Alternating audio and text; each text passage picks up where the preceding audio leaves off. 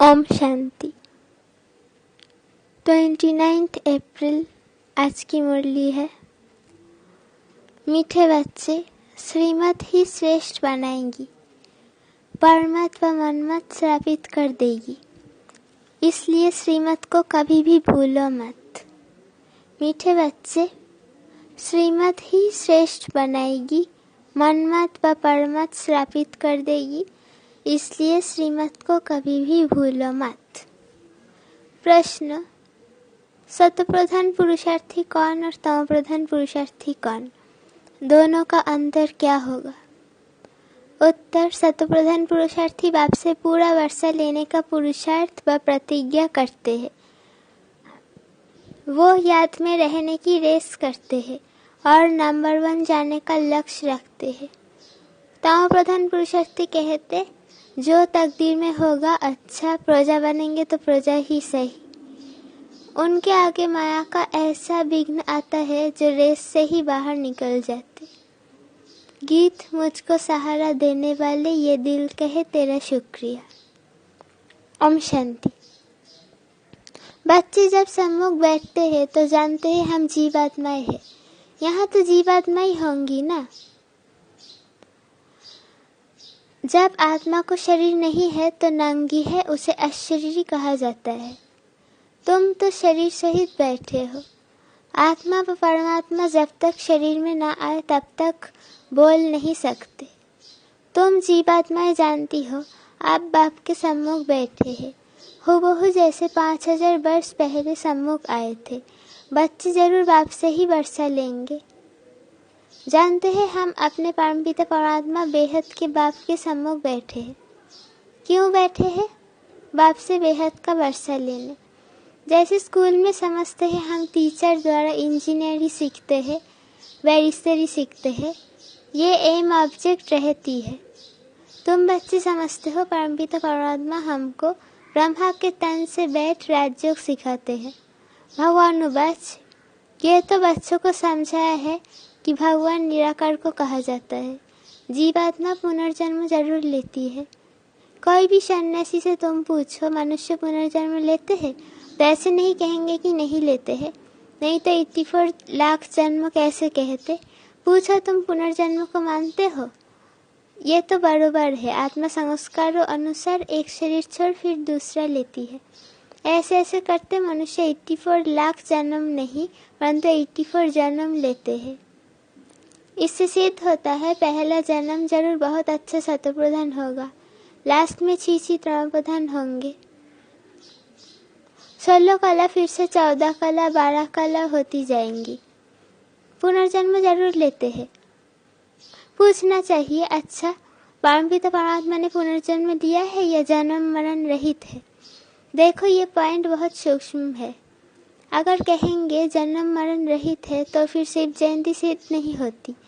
कहेंगे शिव जयंती तो मनाई जाती है, समझा जाता है, हाँ शिव जयंती है, परंतु जन्म के साथ फिर मरना जिसको कहा जाता है वो नहीं है। अगर मरे तो फिर पुनर्जन्म लेवे। बाप कभी पुनर्जन्म नहीं लेते। वो इस तन में एक ही बार आते हैं बस, फिर पुनर्जन्म में नहीं आते। परमपिता परमात्मा पुनर्जन्म रहित है। वो कब सतप्रधान से सतो तमो नहीं बनते। वो कब सतप्रधान से तमो नहीं बनते। आत्माएं तो सब जन्म मरण में आते आते पतित बन जाती है, फिर बाप आते हैं पावन बनाने।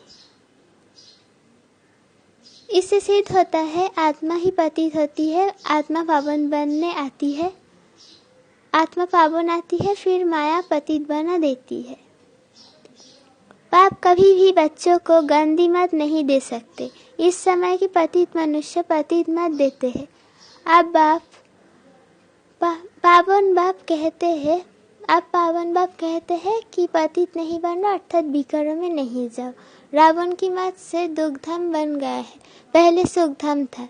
ऐसे नहीं बाप ही सुख दुख देते हैं, नहीं। बाप कभी बच्चों को दुख की मत दे नहीं सकते। माया ही दुख देती है। उस माया पर जीत पाने से तुम जगत जीत बनते हो। मनुष्य माया का अर्थ नहीं समझते, वो धन को माया कह देते हैं। कहते हैं ना, इनको माया का नशा बहुत है, परंतु माया 5 विकारों को कहा जाता है। अगर 5 विकारों का नशा है तो माया एकदम खा जाती है। सतयुग त्रेता में माया का नशा होता नहीं। वह रावण का भूत बनाकर जलाते नहीं, भूत करे दुश्मन का बना जाता है। रावण राज्य शुरू होता है आधा कल्प से, देह अहंकार आने से फिर और विकार आ जाते हैं। शास्त्र में कोई ये बातें नहीं है।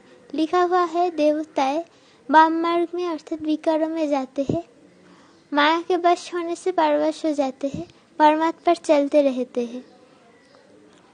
अभी तुम चलते हो श्रीमत पर, परमत माना माया की मत। श्री अर्थात श्रेष्ठ मत है बाप की, वो है परमत रावण की मत। इसलिए बाप ने कहा है आसुरी संप्रदाय सब रावणों की जंजीरों में दुखी है। मनुष्य ने सतयुग की आयु लाखों वर्ष समझ ली है, तो तुम हिसाब किताब बताते हो 5000 वर्ष कैसे है। क्राइस्ट को 2000 वर्ष हुआ, बुद्ध को 2250 वर्ष हुआ, फिर इस्लामी को 2500 वर्ष हुए, सबको मिलाकर आधा कल्प हुआ। इनके पहले तो देवताओं का राज्य था, फिर देवताओं को लाखों वर्ष कैसे कह सकते। इतने वर्ष होते फिर तो मनुष्य बहुत हो जाते। इतने तो है नहीं, 5000 वर्ष में ही करोड़ों मनुष्य हो जाते हैं। कहते भी है क्राइस्ट से 3000 वर्ष पहले भारत में आदि सनातन देवी देवता धर्म था। 5000 वर्ष पूरे हो जाते हैं, नाटक पूरा तो होता है ना। इन बातों को कोई जानते नहीं। मैं जो हूँ जैसा हूँ, ये चक्र कैसे फिरता है कोई जान न सके। बाप ही समझाते हैं, ये है गीता। बाप ने आकर सहज राजयोग सिखाया है, तब उनका नाम गीता रखा है। जैसे क्राइस्ट ने सिखाया तो उनका नाम बाइबल रखा है। यह अनादि नाम रखे हुए हैं, वो रिपीट होते हैं। बाबा बूढ़ियों को भी समझाते हैं, ये बहुत सहज बात है, सिर्फ बाप और बच्चे को याद करो। बच्चा पैदा हुआ, गोया बारिश पैदा हुआ। तुम समझते हो हम बाबा के वारिस से 5000 वर्ष बाद फिर से मिलने आए हैं। घड़ी घड़ी 5000 वर्ष ही कहेंगे, जो से 3 वर्ष पीछे आने वाले भी कहेंगे हम 5000 वर्ष बाद फिर से आए हैं। ये बड़ी गुह्य बातें हैं। बाबा पूछते हैं आगे कब मिले हो, कहते हैं हाँ बाबा। आत्मा इस मुख द्वारा कहती है हम 5000 वर्ष पहले आपसे मिले थे। आप इस तन द्वारा शिक्षा देने आए थे। जो पक्के पक्के बच्चे हैं समझते हैं हम बाप से बेहद का वर्षा लेने बैठे हैं। हम बेहद के बाप के बने हैं ब्रह्मा द्वारा। बाप कहते हैं मुझे पहचानते हो, मैं तुम्हारा बाप हूँ। कहते हाँ बाबा, हम आत्माओं का बाप, आप परमपिता परमात्मा हो। बाप ही कहते हैं तुमको हमने स्वर्ग में भेजा था, वर्षा दिया था, फिर माया ने छीन लिया है, फिर अब मैं देता हूँ। माया वर्षा छीनती है, बाप दिलाते हैं। ये तो अनेक बार खेल हो चुका है, होता रहेगा, इसका अंत नहीं है। बाबा के बनते हैं, फिर कोई सागे कोई लगे, कोई सौतेले कोई मातेले बनते हैं। कच्चे पक्के होते तो है ना। पक्कों को भी माया एकदम जीत लेती है। बच्चे कहते हैं बाबा हम जहाँ तक जिएंगे आपसे वर्षा लेते रहेंगे। विकर्मों का बोझा सिर पर बहुत है, तो जितना तुम याद में रहेंगे उस जोग अग्नि से तुम आत्मा पापात्मा से पुण्यात्मा बनती जाएंगी। आग चीज को पवित्र करती है, तुम्हारी है जोग अग्नि। यह है बेहद का जग जो बेहद के सेठ ने रचा है। इतना समय कोई भी यज्ञ नहीं चलता है। 5 से 7 रोज व 1 मास यज्ञ रचते हैं। तुम्हारा यज्ञ तो कितने वर्षों से चला आता है। बाप सुनाते ही रहते हैं, कहते हैं भूल मत जाना, सिर्फ मुझे याद करो तो तुम्हारा जन्म जन्मांतर के विकर्मों का बोझा कटता जाएगा। कोई सन्यासी विद्वान आदि को ऐसे कहने आएगा नहीं, भगवानो बच मुझ बाप को याद करो, जरूर आया हुआ हूँ, तब तो कहते हैं ना। बाप कहते हैं अब तुमको वापिस जाना है, तुम्हारी आत्मा इस समय बहुत पतित है। अब तुम जानते हो जोग से हम पावन बनते जाएंगे। बाप कहते हैं ज्ञान अमृत पीकर पावन स्वर्ग का मालिक बनो। यह सहजन तुम सब सहजनियों को पावन बनाने आए हैं। कहते हैं मुझे निरंतर याद करो। तुम्हारी ही प्रतिज्ञा है कि आप जब आएंगे तो और संग तोड़ तुम संग जोड़ेंगे, तुम पर बारी जाएंगे। स्त्री पुरुष पर, पुरुष स्त्री पर बलिहार होते हैं। यहाँ है बाप पर बलिहार जाना। शादी में 1-2 पर बलिहार जाते हैं ना। अब आप कहते हैं मनुष्य पर बलिहार नहीं जाना है, तुम्हारी प्रतिज्ञा है आप पर बलिहार जाएंगे, आप हमारे पर बलिहार होना। बाप कहते हैं तुम बलिहार जाओ तो 21 जन्मों तुमको सदा सुखी बना दूंगा। कितना भारी वर्षा है। अब बाप कहते हैं मैं तुमको बार अर्थात वर्षा देता हूँ, सिर्फ तुम निरंतर मुझे याद करो, श्रीमत से ही तुम श्रेष्ठ बनेंगे, ये भूलो मत। ये लक्ष्मी नारायण का चित्र भी घर में रख दो। हम बाप से फिर से वर्षा ले रहे हैं। बाप परमधाम से आया हुआ है, परंतु माया चील भी कम नहीं है, पंजा मार देती है। सबकी बात नहीं है, नंबरवार है। कोई तो एकदम भूल जाते हैं कि हम बाप से वर्षा लेते हैं। यहाँ बैठे हैं तो नशा चढ़ता है, यहाँ से बाहर निकला और भूला, फिर सुबह को रिफ्रेश होते हैं, फिर सारा दिन भूल जाते हैं। 4 से 5 वर्ष अच्छी सर्विस करने वाले भी आज देखो है नहीं। कुछ अवज्ञा की तो माया ने जोर से थप्पड़ मारा और चले गए। बाबा कह देते हैं माया बच्चे माया बहुत कड़ी है, अवज्ञा करने से माया एकदम गिरा देती है, इसलिए गाया जाता है चारे तो चाखे प्रेम रस। देखो देखते हो कैसे चकनाचूर हो जाते हैं। वैकुंठ में तो जरूर चलेंगे, परंतु पथ तो नंबरवार है ना। भल वहाँ सब सुखी रहते हैं, फिर भी मर्तबे तो है ना। स्कूल में मर्तबा पाने लिए ही पुरुषार्थ करते हैं, ऐसे नहीं प्रजा ही सही, जो तकदीर में होगा नहीं, इसको तमो प्रधान पुरुषार्थ कहा जाता है। सत्य प्रधान उनको कहेंगे जो बाप से पूरा वर्षा लेने का पुरुषार्थ व प्रतिज्ञा करते हैं। ये घुड़दौड़ है, ये घुड़दौड़ है ना। सब नंबर 1 तो है नहीं, सब नंबरवार तो नहीं जाएंगे। ये ह्यूमन रेस है।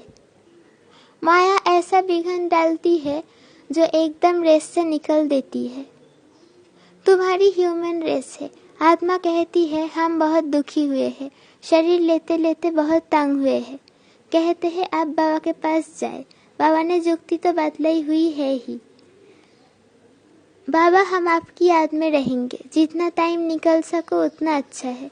जैसे गवर्नमेंट की सर्विस में भी 8 घंटा रहते हैं ना, तो इसमें भी तो 8 घंटा रहो।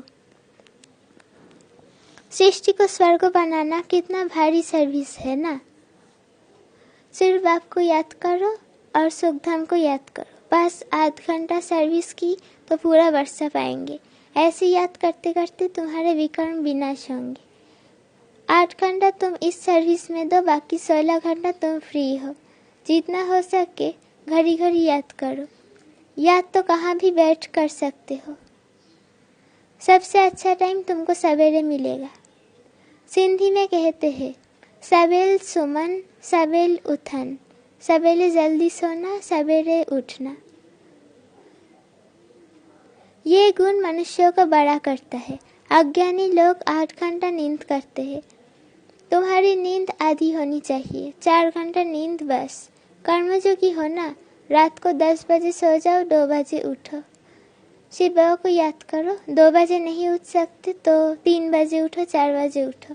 वो फर्स्ट क्लास समय है, एकदम शांति रहती है, सभी आश्चर्य बन जाते हैं। उस समय सन्नाटा बहुत है, जैसे कि मूल वतन हो जाता है। ऐसे लगता जैसे सब मरे पड़े हैं। उस समय तुम बाबा को याद करेंगे तो फिर वो याद पक्की हो जाएगी। अमृत वेले की याद अच्छा असर करती है। बाबा बहुत करके रात को जागते रहते हैं। स्थूल काम में आने से माथा भारी होता है, सूक्ष्म सर्विस में थकावट होती नहीं है। कमाई थोड़ी ही थकाएंगी, कमाई से तो खुशी होगी। तो सवेरे सवेरे उठकर याद करने से बड़ी कमाई है। अच्छा मीठे मीठे सिकिला दे बच्चों प्रति माता पिता बाप दादा को याद प्यार और गुड मॉर्निंग। रूहानी बाप की रूहानी बच्चों को नमस्ते। हम रूहानी बच्चों की रूहानी माता पिता बाप दादा को याद प्यार गुड मॉर्निंग और नमस्ते। शुक्रिया बाबा, शुक्रिया। धारणा के लिए मुख्तसर पहला पॉइंट, सवेरे अमृत वेले उठ आश्चर्य बन बाप को याद करने का अभ्यास करना है। पूरा वर्षा लेने के लिए याद की रेस करनी है। कम से कम 8 घंटा याद जरूर करना है। सवेरे अमृत वेले उठ आश्चर्य बन बाप को याद करने का अभ्यास करना है। पूरा वर्षा लेने के लिए याद की रेस करनी है। कम से कम 8 घंटे याद जरूर करना है। दूसरा, एक बाप पर पूरा बलिहार जाना है, परमत व मनमत पर ना चल, एक बाप की श्रेष्ठ मत पर चलना है। एक बाप पर पूरा बलिहार जाना है, परमत व मनमत पर ना चल, एक बाप की श्रेष्ठ मत पर चलना है। वरदान: रूहानी एक्सरसाइज द्वारा वेट अर्थात बोझ को समाप्त करने वाले समान और समीप भव। रूहानी एक्सरसाइज द्वारा वेट अर्थात बोझ को समाप्त करने वाले समान और समीप भव। रूहानी एक्सरसाइज अर्थात अभी अभी निराकारी, अभी अभी अव्यक्त फरिश्ता, अभी अभी साकारी कर्मयोगी, अभी अभी विश्व सेवाधारी। ऐसी एक्सरसाइज रोज करो तो व्यर्थ का जो बोझ है वो समाप्त हो जाएगा। जब बोझ अर्थात वेट समाप्त हो, माशूक समान डबल लाइट बनो, तब जोड़ी अच्छी लगेगी। यदि माशूक हल्का हो और आशिक भारी हो तो जोड़ी अच्छी नहीं लगेगी। रूहानी माशूक आशिकों को कहते हैं समान बनो, समीप बनो। स्लोगन: अपने जीवन रूपी गुलदस्ते द्वारा दिव्यता की खुशबू फैलाना ही गुणमूर्त बनना है। अपनी जीवन रूपी गुलदस्ते द्वारा दिव्यता की खुशबू फैलाना ही गुणमूर्त बनना है। ओम शांति।